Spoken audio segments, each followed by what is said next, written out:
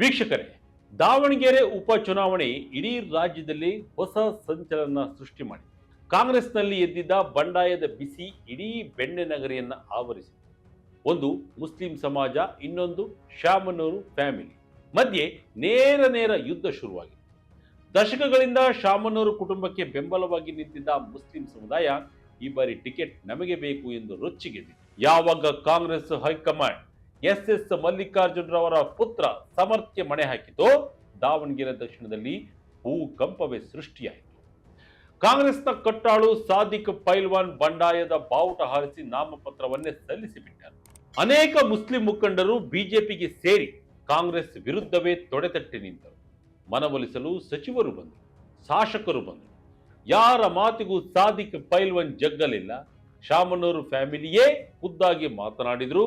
Don't care ಅಂದುಬಿಟ್ರು. ಪರಿಸ್ಥಿತಿ ಕೈ ಮೀರುತ್ತಿದೆ, ದಾವಣಗೆರೆ ದಕ್ಷಿಣ ಕೈತಪ್ಪಿ ಹೋಗುತ್ತಿದೆ ಎನ್ನುವ ವರದಿ ಹೈಕಮಾಂಡ್ಗೆ ತಲುಪುತ್ತಿದ್ದಂತೆ ಕೊನೆಗೆ ಅಖಾಡಕ್ಕೆ ಎಂಟ್ರಿ ಕೊಟ್ಟಿದ್ದು ಬೇರೆ ಯಾರೂ ಅಲ್ಲ, ಮುಖ್ಯಮಂತ್ರಿ ಸಿದ್ದರಾಮಯ್ಯ. ಹಾಗಾದ್ರೆ ಸಿಎಂ ಭೇಟಿ ಬಳಿಕ ನಡೆದ ಆ ಹೈಡ್ರಾಮವೇನು? ಪೈಲ್ವಾನ್ ದಿಢೀರ್ ಅಂತ ಮನಸ್ಸು ಚೇಂಜ್ ಮಾಡಿದ್ಯಾಕೆ? ಸಿಎಂ ಕೊಟ್ಟ ಆ ಬಂಪರ್ ಆಫರ್ ಏನು? ಇನ್ಸೈಡ್ ಮಾಹಿತಿ ಇಲ್ಲಿದೆ.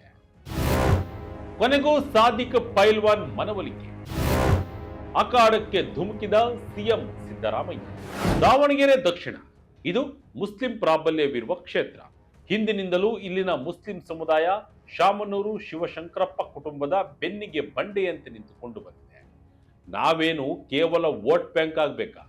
ನಮ್ಮಲ್ಲಿ ನಾಯಕರೇ ಇಲ್ವಾ ಅನ್ನೋದು ದಾವಣಗೆರೆಯ ಮುಸ್ಲಿಮರ ದಶಕಗಳ ಪ್ರಶ್ನೆ. ಈ ಬಾರಿಯ ಉಪಚುನಾವಣೆಯಲ್ಲಿ ಆ ಆಕ್ರೋಶ ಸ್ಫೋಟಗೊಂಡಿತ್ತು. ಬೈ ಎಲೆಕ್ಷನ್ ನಲ್ಲಾದರೂ ಮುಸ್ಲಿಂ ಅಭ್ಯರ್ಥಿಗೆ ಟಿಕೆಟ್ ಕೊಡಲೇಬೇಕು ಎಂದು ಪಟ್ಟು ಹಿಡಿದಿದ್ದರು. ಆದರೆ ಕಾಂಗ್ರೆಸ್ ವರಿಷ್ಠರು ಕೊನೆ ಗಳಿಗೆಯಲ್ಲಿ ಎಸ್ ಮಲ್ಲಿಕಾರ್ಜುನರವರ ಪುತ್ರ ಯುವಕ ಸಮರ್ಥ್ರವರನ್ನ ಕಣಕ್ಕಿಳಿಸಿದರು. ಇದು ಮುಸ್ಲಿಂ ಮುಖಂಡರ ಪಿತ್ತ ನೆತ್ತಿಗೇರುವಂತೆ ಮಾಡಿತು.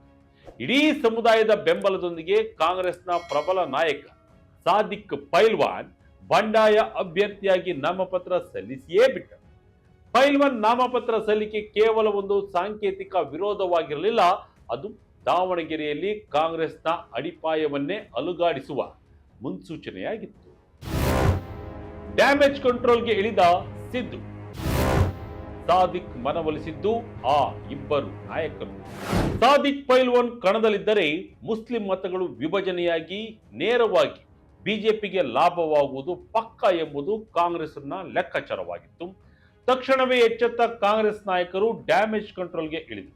ಗುರುವಾರವೇ ದಾವಣಗೆರೆಗೆ ದೌಡಾಯಿಸಿದ ಕಾಂಗ್ರೆಸ್ನ ಶಾಸಕ ರಿಜ್ವಾನ್ ಅರ್ಷದ್ ಹಾಗೂ ವಿಧಾನ ಪರಿಷತ್ ಮುಖ್ಯ ಸಚೇತಕ ಸಲೀಂ ಅಹಮದ್ ಖಾನ್ ಪೈಲ್ವಾನ್ ರವರ ಮನವೊಲಿಸುವ ಹರಸಾಹಸ ಪಟ್ಟರು. ಆದರೆ ಪೈಲ್ವಾನ್ ಮಾತ್ರ ನಾನು ಕಣದಿಂದ ಹಿಂದೆ ಸರಿಯುವ ಮಾತೇ ಇಲ್ಲ ಎಂದು ಖಡಕ್ ಆಗಿ ಹೇಳಿ ಕಳಿಸಿದರು. ಇಷ್ಟೇ ಅಲ್ಲದೆ ಪೈಲ್ವಾನ್ ಬೆಂಬಲಿಗರು ಕಾಂಗ್ರೆಸ್ ವರಿಷ್ಠರ ವಿರುದ್ಧ ಬಹಿರಂಗವಾಗಿಯೇ ಆಕ್ರೋಶವನ್ನು ಹೊರಹಾಕಿದ್ರು.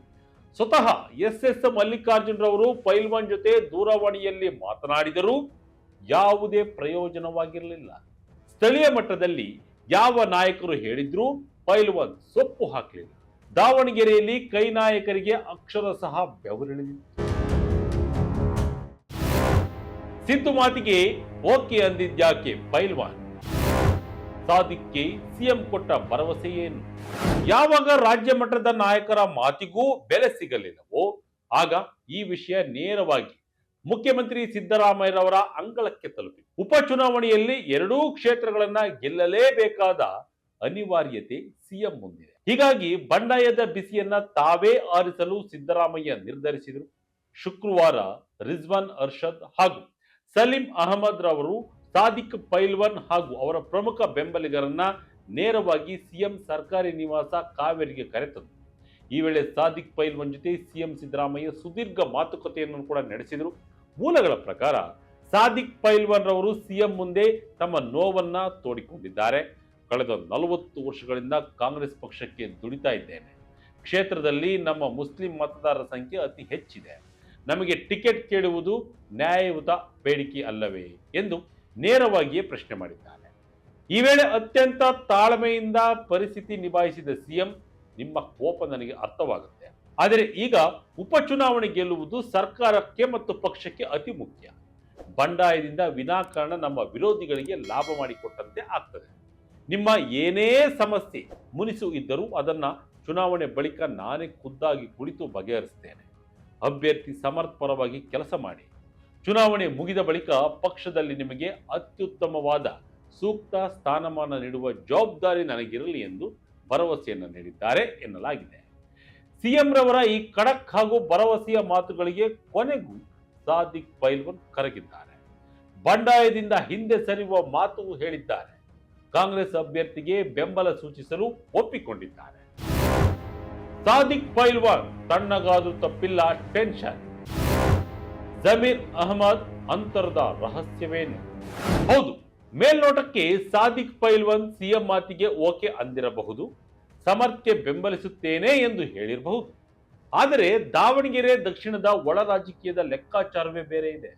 ಇಲ್ಲಿ ನಿಜವಾದ ಆತಂಕ ಶುರುವಾಗಿರುವುದೇ ಈಗ. ಮುಸ್ಲಿಂ ನಾಯಕರ ಬಂಡಾಯ ಶಮನ ಮಾಡುವ ಹೊಣೆಗಾರಿಕೆಯನ್ನ ಸಿಎಂ ಸಿದ್ದರಾಮಯ್ಯರವರು ಪ್ರಬಲ ಮುಸ್ಲಿಂ ನಾಯಕ ಸಚಿವ ಜಮೀರ್ ಅಹಮದ್ ಖಾನ್ ರವರಿಗೆ ನೀಡಿದ್ದರು. ಆದರೆ ಅಚ್ಚರಿ ಎಂಬಂತೆ ಜಮೀರ್ ಅಹಮದ್ ರವರು ದಾವಣಗೆರೆ ವಿದ್ಯಮಾನಗಳಿಂದ ಸಂಪೂರ್ಣವಾಗಿ ಅಂತರ ಕಾಯ್ದುಕೊಂಡರು. ಅವರು ದಾವಣಗೆರೆ ಕಡೆ ತಲೆ ಹಾಕಿಯೂ ಮಲಗಲಿಲ್ಲ. ಇದು ಕಾಂಗ್ರೆಸ್ ವಲಯದಲ್ಲಿ ತೀವ್ರ ಚರ್ಚೆಗೆ ಗ್ರಾಸವಾಗಿದೆ. ಜಮೀರ್ ಅಹಮದ್ ಅಸಮಾಧಾನಗೊಂಡಿದ್ದಾರಾ ಅಥವಾ ಶಾಮನೂರು ಕುಟುಂಬದ ಜೊತೆಗಿನ ಶೀತಲ ಸಮರ ಇದಕ್ಕೆ ಕಾರಣ ಅನ್ನೋ ಅನುಮಾನಗಳು ಕೂಡ ದಟ್ಟವಾಗಿವೆ. ಜಮೀರ್ ಸೈಲೆಂಟ್ ಆಗಿರುವುದು ಚುನಾವಣೆಯಲ್ಲಿ ಕಾಂಗ್ರೆಸ್ಗೆ ಮೈನಸ್ ಆಗುವ ಸಾಧ್ಯತೆ ಇದೆ ಎಂದು ಹೇಳಲಾಗ್ತಾ ಇದೆ. ಇನ್ನೊಂದೆಡೆ ಪೈಲ್ವಾನ್ ಏನೋ ಸಿಎಂ ಮಾತಿಗೆ ಕಟುಬಿದ್ದು ವಾಪಸ್ ಬಂದಿದ್ದಾರೆ.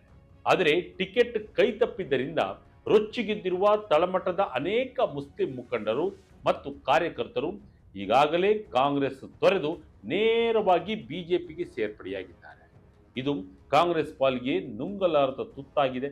ಇದಷ್ಟೇ ಅಲ್ಲ, ಕಾಂಗ್ರೆಸ್ನಿಂದ ಟಿಕೆಟ್ ಆಕಾಂಕ್ಷಿಯಾಗಿದ್ದ ಪ್ರಬಲ ನಾಯಕ ವಿನಯ್ ಕೂಡ ಬಂಡಾಯ ಬೆದ್ದಿದ್ದು ಬಹಿರಂಗವಾಗಿಯೇ ಬಿಜೆಪಿ ಅಭ್ಯರ್ಥಿಗೆ ಬೆಂಬಲವನ್ನು ಘೋಷಿಸಿದ್ದಾರೆ. ಅಂದರೆ ಒಂದು ಕಡೆ ಮುಸ್ಲಿಂ ಮತಗಳ ವಿಭಜನೆ, ಮತ್ತೊಂದೆಡೆ ಸ್ವಪಕ್ಷೀಯರೇ ಬಿಜೆಪಿಗೆ ಜೈ ಎನ್ನುತ್ತಿರುವುದು, ಇವೆಲ್ಲವೂ ಒಟ್ಟಾಗಿ ದಾವಣಗೆರೆ ದಕ್ಷಿಣದಲ್ಲಿ ಕಾಂಗ್ರೆಸ್ ಅಭ್ಯರ್ಥಿ ಸಮರ್ಥ್ ಗೆಲುವಿನ ಹಾದಿಯನ್ನ ಕಠಿಣಗೊಳಿಸಿವೆ. ಹೇಗಿದೆ ಜಾತಿ ಸಮೀಕರಣದ ಲೆಕ್ಕಾಚಾರ? ಕಾಂಗ್ರೆಸ್ಗೆ ಕಾಡ್ತಿದ್ಯಾ ಸೋಲಿನ ಭೀತಿ? ದಾವಣಗೆರೆ ದಕ್ಷಿಣದ ಜಾತಿ ಸಮೀಕರಣವನ್ನ ಒಮ್ಮೆ ಗಮನಿಸಿದ್ರೆ ಕಾಂಗ್ರೆಸ್ಗೆ ಯಾಕೆ ಆತಂಕವಿದೆ ಎಂಬುದು ಅರ್ಥವಾಗುತ್ತೆ. ಒಮ್ಮೆ ದಾವಣಗೆರೆ ಕ್ಷೇತ್ರದ ಜಾತಿ ಲೆಕ್ಕಾಚಾರವನ್ನ ನೋಡ್ಕೊಂಡು ಬರೋಣ. ಒಟ್ಟು ಮತದಾರರು 2,31,683 ಇದ್ದಾರೆ. ಅದರಲ್ಲಿ ಮುಸ್ಲಿಮರು 65,500, ಇವರೇ ಹೈಯೆಸ್ಟ್.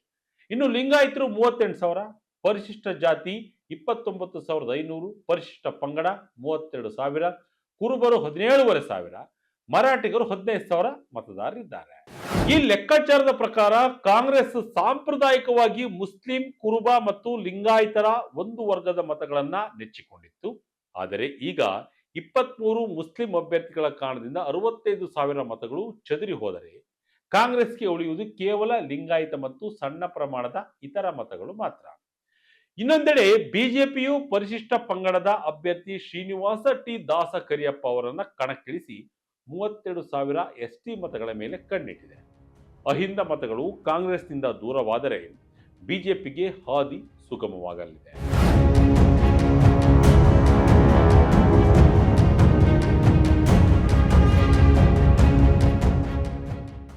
ಒಟ್ಟಾರೆಯಾಗಿ ನೋಡಿದರೆ ದಾವಣಗೆರೆ ದಕ್ಷಿಣದ ಕದನ ದಿನಕ್ಕೊಂದು ರೋಚಕ ತಿರುವು ಪಡೆದುಕೊಳ್ತಾ ಇದೆ. ಸಿಎಂ ಸಿದ್ದರಾಮಯ್ಯರವರ ಮಾಸ್ಟರ್ ಸ್ಟ್ರೋಕ್ನಿಂದಾಗಿ ಸಾದಿಕ್ ಪೈಲ್ವಾನ್ ಬಂಡಾಯವನ್ನೇನೋ ತಣಿಸಲಾಗಿದೆ. ಆದರೆ ರಿಜ್ವಾನ್ ಮತ್ತು ಸಲೀಂ ಅಹಮದ್ ರವರ ರಾಯಭಾರತ್ವ ಸಕ್ಸಸ್ ಆಗಿದೆ. ಆದರೆ ಅಸಲಿ ಸವಾಲು ಇರುವುದು ಮತಗಟ್ಟೆಯಲ್ಲಿ.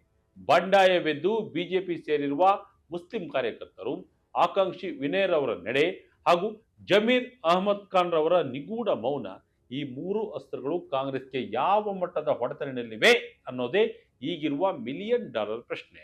ದಾವಣಗೆರೆ ದಕ್ಷಿಣದಲ್ಲಿ ಶಾಮನೂರು ಕುಟುಂಬದ ಯುವ ನಾಯಕ ಸಮರ್ಥ್ ಗೆದ್ದು ಬಿಗ್ತಾರ ಅಥವಾ ಬಂಡಾಯದ ಲಾಭ ಪಡೆದು ಬಿಜೆಪಿ ಕಮಲ ಅರಳಿಸುತ್ತ? ಕಾತ್ ನೋಡ್ಬೇಕಿದೆ. ಇದಾಗಿತ್ತು ಈ ಕ್ಷಣದ ಅಪ್ಡೇಟ್. ಇದೇ ರೀತಿ ಅಪ್ಡೇಟ್ಗಳಿಗಾಗಿ Vijaya Karnataka website, YouTube page, Facebook page follow ಮಾಡ್ತಾ ಇರಿ. ಧನ್ಯವಾದಗಳು.